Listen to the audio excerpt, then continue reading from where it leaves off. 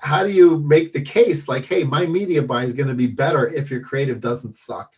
Yeah, no, and so let me preface this conversation with my disclaimer of anytime I talk about creative, I have to say that I am a creative's nightmare. I'm that guy that says, build me this, and I can't tell you what it's going to take, but I can see it in my head. I just want you to read my mind. And when you do it right, I'm going to know it's right. When it's wrong, I'm going to tell you it's wrong, but I can't tell you why. So creatives hate me for the most part.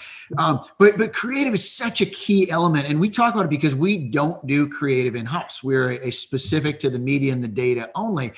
But we've got these kind of cool clients that as we come in, again, when you start working with the Fortune 500s, everyone's got an agency of record. A lot of them have in-house creative capabilities and things like that. And being able to see the data firsthand. And again, I think this is where our industry, I think, struggles a little bit with, how do you break into this industry? You'll typically see things like, oh, as an entry-level person, you're going to start an ad operations, and then you're going to build your way up to a junior media buyer or whatever it is. The process kind of flows. Ad operations is like the foundation of your house.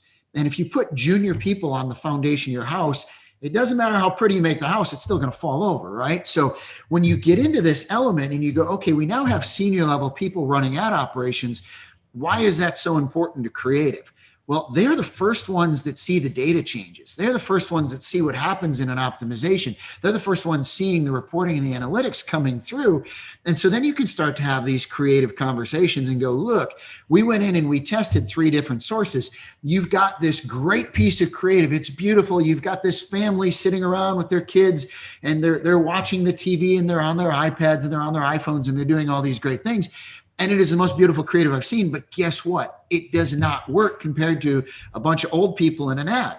And you start to go down that realm of why does, kissing babies not work compared to old people? And you start going down that creative comparison and go, oh, well, our audience is actually 65 plus. They're the ones that are actually buying our product.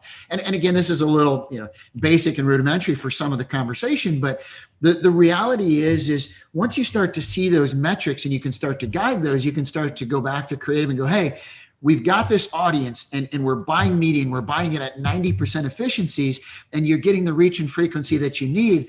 But if I continue to hit them over the head with the same boring message that's not resonating with them and not speaking one-to-one to that audience like we can, it's not going to actually push them further through your marketing funnel. And that's where you start getting into that aha moment of, oh, I get it. I understand where you're buying media that's going to support my creative and you're not telling me what to do. You're just guiding me along that process.